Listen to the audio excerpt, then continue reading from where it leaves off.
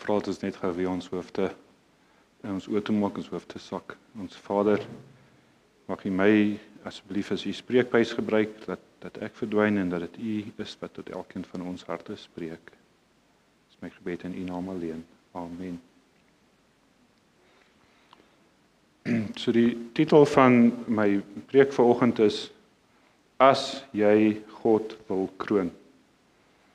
En ons gaan vandag bietjie kyk na Matteus, Markus en Johannes spesifiek waar hulle die beskryf wat gebeur nadat Jesus op die water geloop het na die disippels toe.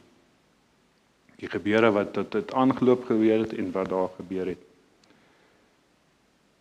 Die kernboodskap wat ek vanoggend vir julle wil uitbring is dat ons persoonlike ambisies van wie ons wil hê God moet wees, kan ons partymal verblind vir wie God is en wat hy werklik vir ons kan doen.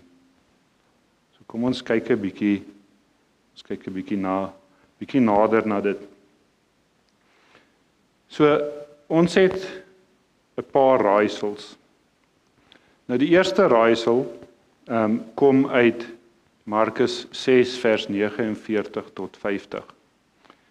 Toe hulle hom op die see sien loop, het hulle gemeen dat dit 'n spook was en hard uitgeskreeu, want hulle het hom almal gesien en was ontsteld. So die Bybel sê vir ons dat God is daar's nie vrees by God nie. Ons lees in byvoorbeeld 1 Johannes 4 vers 18 dat volmaakte liefde verdryf vrees. So ons glo nog met reg dat die Here is ons veiligheid, vertroosting en sekerheid. Dis hoekom hierdie 'n raaisel is. Wat is dit wanneer Jesus na die disippels toe loop wat hulle met vrees vervul? Dit klink nie vir ons reg nie. Ons sien later in Matteus dat Markus gee vir ons die rede. Hy sê hulle was verward geweest. Hulle het nie die vermeerdering van die brood verstaan nie. Ek gaan gou daar oopmaak. Hulle het nie die vermeerdering van die brood verstaan nie en hulle harte het verhard geword. Vers 52, Markus 6 vers 52 sê, want hulle het by die wonder van die brode nie verstandig geword nie, omdat hulle harte verhard was. Okay, so die raaisel verdiep. Hoe is dit dat jy vrees ervaar wanneer jy God na jou toe aankom? Omdat jy nie die vermeerdering van die brode verstaan het nie, want jou hart was verhard. Wat het die vermeerdering van die brode met verharding uit te waai en wat het dit uit te waai met om te verwerk dat jou verlosser op water na jou toe aangeloop kom? So daar is 'n raaisel wat ons vandag moet na kyk. Jy sien, die tweede raaisel wat ons na gaan kyk, kom ons kyk gou hier na Matteus 14 vers 33. En Matteus beskryf hierso, kom ons lees eers wat sê. Toe kom die wat in die skei was en val voor hom neer en sê, waarlik, U is die seun van God. In Markus lees ons, en hulle was by hulle self uitermate verbaas en verwonderd, want hulle het by die wonder van die brode nie verstandig geword nie, omdat hulle harte verhard was. Hoe is dit moontlik dat terselfde tyd, want hulle beskryf dieselfde oomblik, dis net nadat die see stil geword het, Jesus het in die skei geklim, die see stil geword. Hoe is dit moontlik dat die een disipel sê hulle het Jesus bely as die seun van God en die ander disipel sê hulle was verward, hulle het nie verstaan nie en hulle harte was verhard?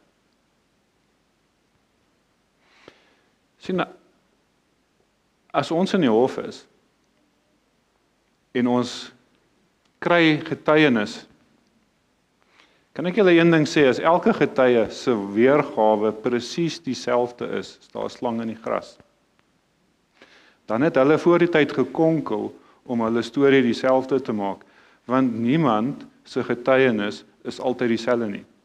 Elke ou se getuienis kom uit sy wat is die Afrikaans vir recollection, uit sy herinnering uit sy weergawe uit sy verwysingsraam uit en hoe hy dit ervaar het.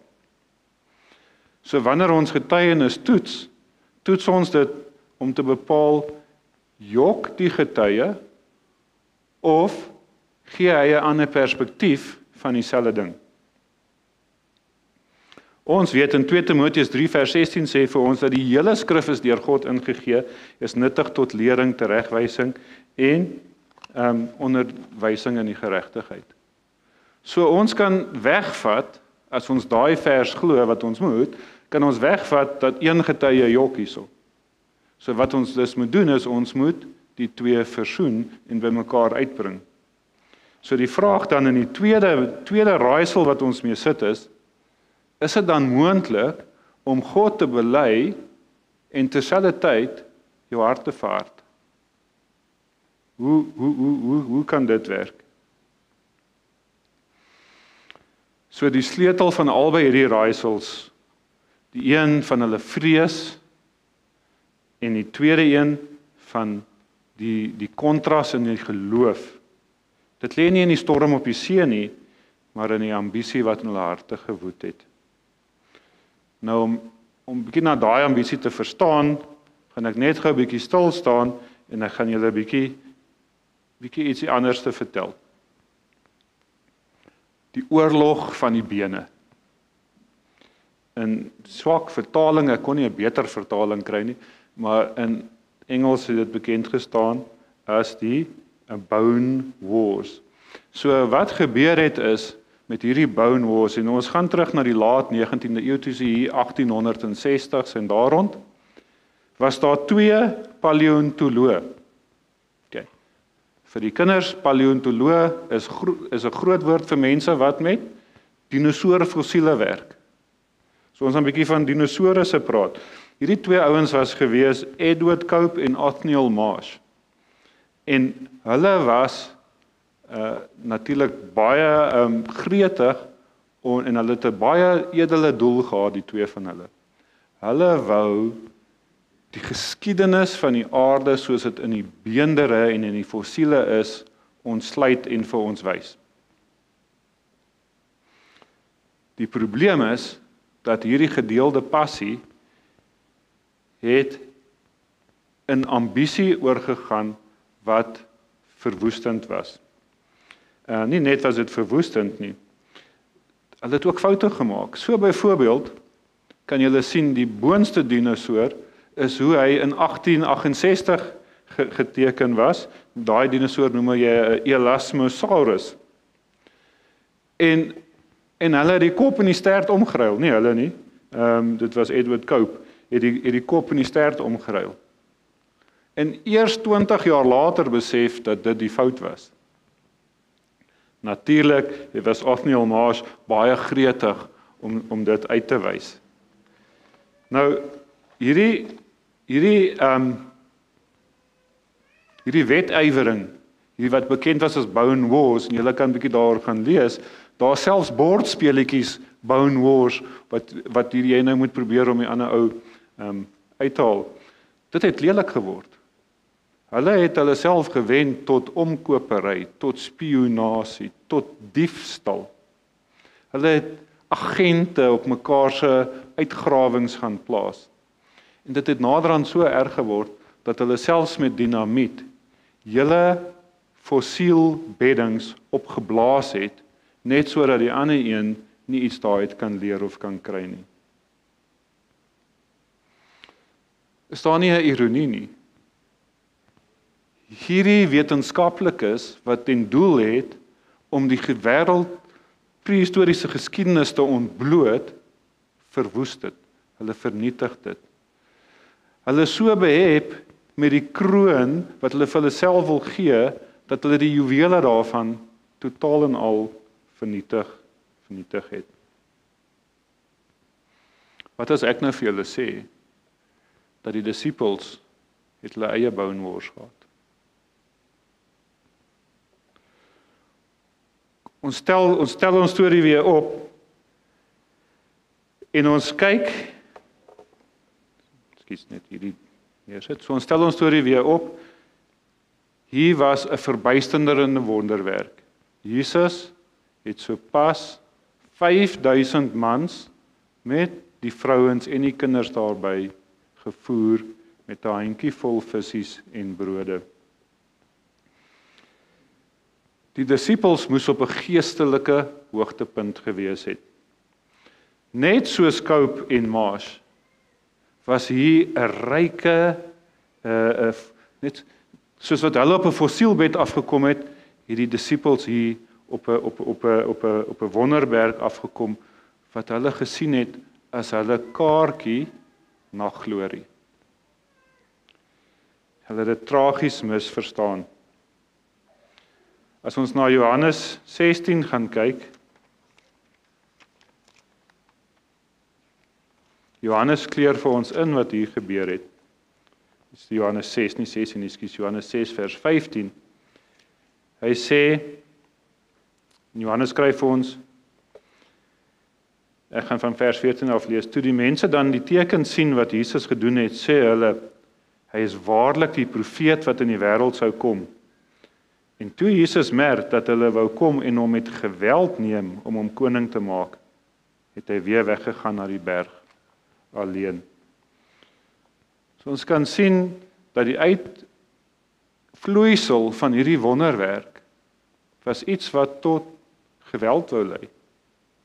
Daar was nie 'n heilige ontsag nie. Nee, daar was eerder planne om Jesus met geweld koning te maak. Hulle het hulle kans gesien. Hier is die kans om nou die menigtes wat hier opgesweep is te gebruik om ons God koning te maak. So kom ons onthou net weer die raaisels wat ons na gaan kyk. Hoe is dit dat iemand wat saam met liefde wandel verskrik en vreesagtig kan wees vir hom? En hoe is dit dat mense te gelykertyd 'n geestelike oorwinning en 'n geestelike nederlaag kan lei, of andersins, hoe kan ons terselfdertyd God bely en ons harte verhard? So, kom ons kyk 'n bietjie dieper en ons probeer hierdie raaisels ontsyfer. Ek het nou net Johannes 6 vers 14 en 15 gelees. Ons kon sien hierso dat een van die kernprobleme is dat ambisie bepaal die kroon wat ons op Jesus se kop wil sit, wat ons op God se kop wil sit. Die disippels hier wou hê dat Jesus moes koning gemaak word sodat hy hulle agenda kon bedien. Hulle wou mag en glorie en voorrang in 'n wêreldse koninkryk gehad het. Hoe weet ons dit? Ons sien dit in Markus 9 waar hulle onder mekaar stry wie die belangrikste sou wees in die koninkryk van God. Ons sien dit in Markus 10 waar Jakobus en Johannes vir Jesus vra om aan sy linkerkant en regterkant te sit. Ons lê dit op in die feit dat hulle die kindertjies van Jesus wil verbied, want hier moet nou net belangrike sake hanteer word. Of ons sien dit ook in die feit dat hulle die man wat in Jesus se naam demone uitdryf, stop, want hy is nie saam met hulle nie. Alles dui daarop dat hulle ambisie was om eerste te wees in die koninkryk. Sien hulle die meester se lesse van nederigheid vergeet en eerder onder mekaar geredeneer wie die grootste sou wees. Ambisie maak 'n filter. Die disippels hier het nie die wonderwerke gesien en dit gevier as dat dit kom van 'n oorwinnende koning en 'n verlosser, skepper God nie. Nee, hulle het dit verwar. Hulle het dit gesien as 'n oorwinnende koning, maar in 'n aardse konteks. En hulle het dit verwar met die nederige, lydende, geestelike Messias wat Jesus was. As ons daaraan dink, vra ek vandag, Wat 'n kroon wil ek en u op Jesus se kop sit? Is dit dalk 'n finansiële redderkroon? Is dit dalk 'n senior posisie kroon? Is dit dalk 'n loopbaan hupstoot kroon? Sien, wanneer ons God koning wil maak en wil kroon as ons koning, sodat ons agendas tot vergestalting kan kom, dan raak ons blind vir die soewereine Here van die heelal, wat ons roep om sy agenda in deel te wees.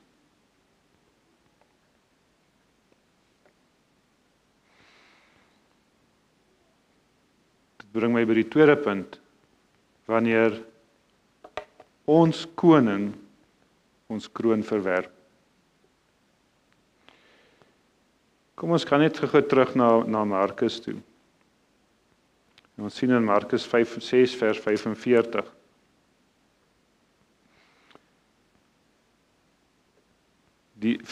Tot by vers 44 sluit af by die vermeerdering van die brode en die voeding van die menigtes. En dan in vers 45 lees ons: En dadelik het hy sy disippels gedwing om in die skei te gaan en vooruit te vaar na die oorkant. Hierso is nogal 'n sterk kontras.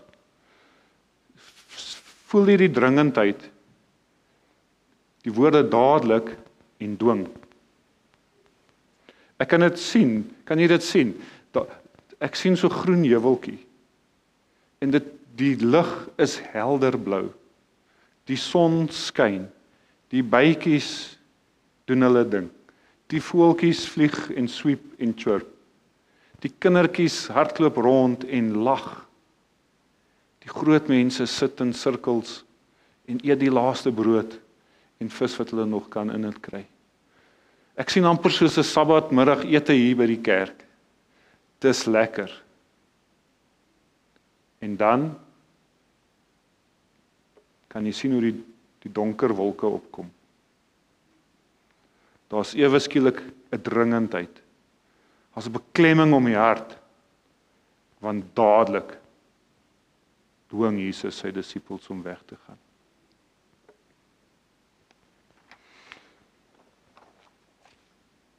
Wat het daardie dringendheid veroorsaak? Wat veroorsaak daai beklemming en daai stremming? Ons weet, Johannes sê vir ons, hulle wou Jesus met geweld vat en hom koning maak. Sien, Jesus sien dit en hy besef hier kom 'n rebellie, hier kom 'n coup d'état en hy moet dit nou onmiddellik in die wiele ry. Ag, in die wiele ry. Jammer, my kinders is nie hier nie, want hulle tel hoeveel keer ek verkeerde woorde sê. So, Jesus weet ons, gaan die mense wegstuur, maar hy stuur die mense weg land se kant toe en die disippels weg see se kant toe. Hy moet hulle wegkry. Ons weet dat ons kan daai aflei dat die disippels was besig om hierdie broeiende rebellie te gebruik om hulle agenda te dryf. So wanneer die disippels nou op die see is, nou gaan daar nog 'n storm kom. Hulle is nog die hele dag besig. Hulle is moeg. Hulle is ook nie net moeg nie. Hulle is frustreerd en hulle is verward. Hulle koning, hulle wou Jesus koning maak, hy het sy kroon verwerp. Die kroon wat hulle vir hom wou gee. Nie net het hy dit verwerp nie. Uit hulle perspektief kan ek dink, hy het hulle verlaat. Want hy stap weg om te gaan bid en hy stuur hulle see toe. Ons hoofstuk 40 van Koning van die Eeue beskryf baie mooi wat hier gebeur het en ek wil vir julle 'n stukkie lees wat ek daar uitgehaal het. Ons praat nou van die disippels nadat hulle op die see is en dit sê ongeloof was besig om van hulle verstand en harte besit te neem. Liefde vir eer het hulle verblind. Hulle het geweet dat die Fariseërs Jesus gehaat het en hulle wou hom graag verhef sien soos hulle gemeen het dat hy behoort te wees. Om verbind te wees met 'n leraar wat magtige wonderwerke kon verrig, En tog uitgeskel te word as bedrieërs was 'n beproewing wat hulle nie meer kon verduur nie. Moes hulle maar altyd beskou word as volgelinge van 'n vals profeet? Sou Christus dan nooit sy gesag as koning handhaaf nie? Waarom het hy soveel mag, maar hy openbaar homself nie in sy ware karakter nie en maak hulle lot draagliker nie? Waarom het hy Johannes die Doper nie verlos van 'n gewelddadige dood nie? So het die disippels geredeneer tot hulle groot geestelike duisternis op hulle self gebring het. Hulle het gevra, kan Jesus 'n bedrieër wees soos die Fariseërs beweer? Sien, met hierdie gemoedstoestand toe hulle Jesus op die water sien loop, toe sien hulle nie hulle Here nie. Hulle sien 'n spook. In hulle wêreldse verwysingsraamwerk het hulle nie 'n kategorie gehad vir 'n Messias wat die natuur beheer, maar 'n aardse troon en kroon verwerp nie. Ons sien in Koning van die Eeue nog steeds het die disippels die hoop gekoester dat Christus as 'n tydelike vors sou heers. Hulle harte het gegloei met ambisieuse verwagtinge. En is hierdie ambisie wat gemaak het dat hulle produk van daardie ambisie, sal ek eerder so sê, was vrees en 'n verbryselde politieke droom. Sien, hier's 'n patroon wat ons hier kan sien en wat hier uitkom. Daardie patroon begin met ambisie. Ons ambisie vorm die kroon waarmee ons God wil bely en kroon. As dit binne in ons wêreldse verwysingsraamwerk is, word daai kroon nie aanvaar nie. En dit kan vir ons voel of ons dan in isolasie is. Wil jy wel sê dat ons lees dat Jesus het die hele tyd sy disippels gesien en sy oë op hulle gehad. Hy het hulle nooit verlaat nie.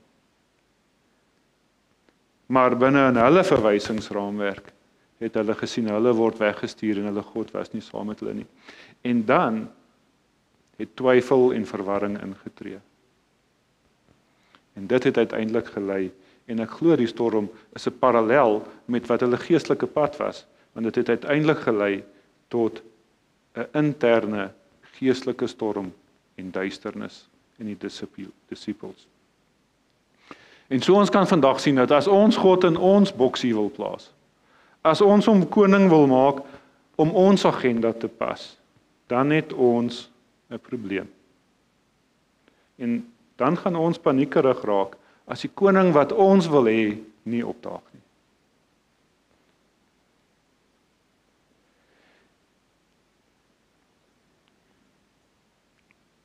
Markus het hierdie geskryf natuurlik nadat dit gebeur het. So die vraag wat ek vra is dit dan moontlik, en as ons na die tweede raaisel kyk, is dit moontlik vir die disippels om God te bely en nog steeds hulle harte te verhard? Ek dink die antwoord moet ja wees, want dit verhaal speel homself vir die tweede keer af. En ons sien dit in die angstigheid van die teenwoordiger van die Skepper. Die tweede keer is amper komies in sy aard. Dis komies in sy tragedie. Want die parallelle is so sterk. Daar is weer, en ons gaan kyk, dis in Markus 8. Daar's weer 'n vermeerdering van die brode. Daar's weer 'n voeding van die menigte.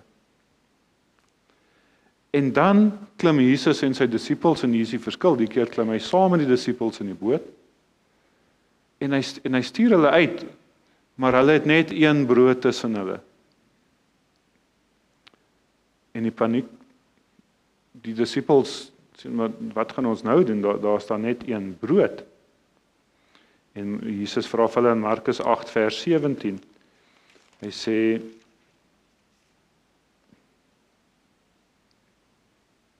ek gaan by vers 16 begin. Toe redeneer hulle onder mekaar en sê, is dit omdat ons geen brode het nie?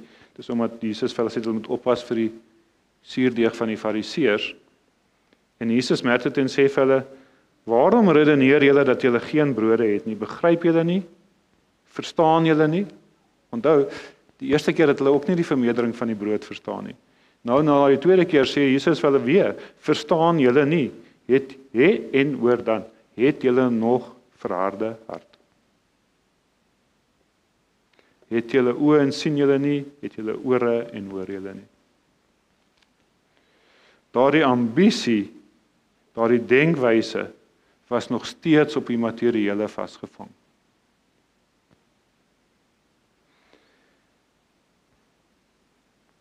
Ek dink, Matteus probeer vir ons sê, hulle het Jesus as God bely. Is daar dalk 'n moontlikheid? Ek vra die vraag, ek gaan dit nie as vir julle as 'n feit gee nie. Is daar dalk 'n moontlikheid dat hulle opreg Jesus as God bely het, want hulle het gesien binne hulle ambisie dat eintlik is dit beter om Jesus as God te hê as 'n aardse koning, maar nog steeds binne die konteks van die vervulling van hulle ambisie. En dis hoekom Matteus en Johannes langs mekaar kan staan as getuies wat albei die waarheid praat. Want hulle het Jesus as God bely. Regtens so. Maar daar was nog werk in hulle harte. So die vraag is dan nou, wat nou? Wat nou vir u en ek, wat dalk hier sit vanoggend en begin redeneer en dink by jouself, is daar dalk 'n bietjie van my ambisie wat my belydenis van God inkleur? Is daar dalk 'n bietjie van my wat 'n kroon op God se kop wil sit? En as jy sukkel met daai vraag, wat nou? Ek wil vir u sê, verruil u wêreldse ambisie vir geestelike begrip. Die oplossing vir die disippels was nie net om wonderwerke te onthou nie, maar om die betekenis daarvan te verstaan. Sien, die vermeerdering van die brood het nie daaroor gegaan dis 'n gratis middagete of kyk hoe cool is ek nie. Dit het gegaan om Jesus uit te wys as die brood van die lewe, die ware onderhouer. Dis wat hulle nie verstaan het nie. Dis wat hulle gemis het. So in plaas van om te vra, God, wat kan u vir my doen? Moet ons nie dalk eerder vra, God, wys vir my wie u is. Dan kan ons verstaan, soek allereers die koninkryk van God. Dan sal al hierdie ander dinge vir julle gegee word. Dit was die fout wat die disippels gemaak het. Hulle het God gekroon vir wat hy vir hulle moes doen. En nie vir wat, hulle het nie na God gekyk om te sien wat hy openbaar van homself. Ons moet ons studies doen, nie om te sien wat God vir ons kan doen nie, maar ons moet ons studies doen en ons stille tyd hou om te leer van God, van sy karakter en van wie hy is. Ons moet op die kruis let. Die ware keerpunt vir die disippels kom toe hulle by die kruis staan en aanvaar dat die realiteit van 'n verlosser, 'n lydende verlosser.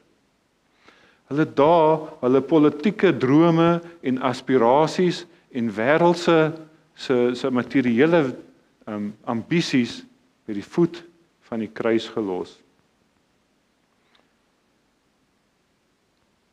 En hulle het begin leer van die krag van 'n opgestane God. So ons genesing kom wanneer ons die pad van nederigheid, van opoffering en van selfverloning omhels. Ons moet gewillig wees om ons persoonlike ambisies met Christus te laat kruisig. En die laaste ding, lê jou kroon neer. Dennis het gisterand 'n mooi ding gesê, seën kom van bo af. Ons kroon nie vir God nie. God is die skepper, die almagtige, die koning van sy heerlikheid. Dit is nie vir ons en vir ons planne en vir ons begeertes nie. Sit daai aan die voete van jou koning neer. In hoofstuk 48 van Koning van die Eeu lees ons die volgende. Weer het Jesus aan die disippels verduidelik dat die kenmerke van sy koninkryk nie aardse eer en vertoon was nie. Aan die voete van Jesus word al hierdie dinge vergeet. Die rykes en die armes, die geleerdes en die onkundiges, kom daar saam sonder om te dink aan die rang en stand. Almal ontmoet as siele wat deur bloed gekoop is en almal is afhanklik van die een wat hulle vir God vrygekoop het. 'n Opregte, boetvaardige siel is kosbaar in die oë van God. Hy plaas sy seël op mense nie volgens hulle rang of rykdom nie, of hulle intellektuele grootheid nie, maar volgens hulle eenheid met Christus. Die Here van heerlikheid is tevrede met diegene wat sagmoedig en nederig van hart is. So kom ons kyk 'n bietjie. Die koning wat jy werklik nodig het. Die disippels het voorste sitplekke gehad. Hulle het in vandag se tyd losie sitplekke gehad om God se krag te kon aanskou, maar hulle was nog steeds verblind deur die kroon van hulle eie ambisie. Soveel so dat terwyl hulle God bely, is hulle harte verhard en hulle in vrees God sien aankom het. Want hulle wou 'n koning hê wat hulle planne bedien. En in die proses het hulle die God gemis. Die God gemis wat hulle nooi om in sy ewige doel te hê. Ek vra u vandag, watter kroon hou u in u hand? Is dit die kroon van jou loopbaan? Is dit die kroon van jou reputasie? Is dit miskien 'n kroon van planne vir jou gesin? Verblind daardie kroon jou vir God se teenwoordigheid in jou storms. Die storms wat jy in jou hart het. Maak dit dalk jou angstig, soos wat die disippels angstig was. Markus 8. Hier is die uitnodiging. Jesus vra jou nie om die koning van jou aardse koninkryk te wees nie, en Jesus vra jou nie om die koning van jou ambisies te wees nie. Jesus nooi jou om 'n burger van sy uitgestrekte koninkryk te wees. Maar daar's toegangsgeld. En die toegangsgeld is oorgawe. Totale oorgawe in Jesus. Om hom as die koning te aanvaar vir wie hy is, nie vir wie u wil hê hy moet wees nie. En dan as ek net weer kan teruggaan na ons skriflesing, dan kan ons hierdie weer met hoop lees. En as ons dalk dink dat ons dalk 'n kroonprobleem het, dan kan ons lees in Psalm 107 vers 5. Hulle was honger en dors, hulle was heeltemal uitgeput.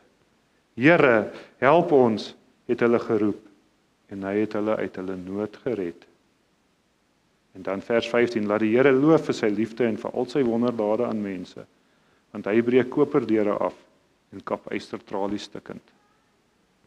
Dit is die kroon wat ons God dra. En hy nooi uit om saam met hom in sy koninkryk te wees. Amen. Kom ons sluit ons oë.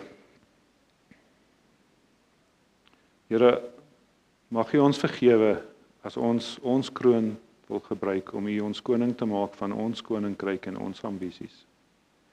Mag U ons elke dag help om meer en meer van U te leer en U te aanvaar vir die God wat U is, vir die missie wat U vir ons het en deel te word van U koninkryk. Amen. Ons sal saam sing uit lied 205 al 3 die verse.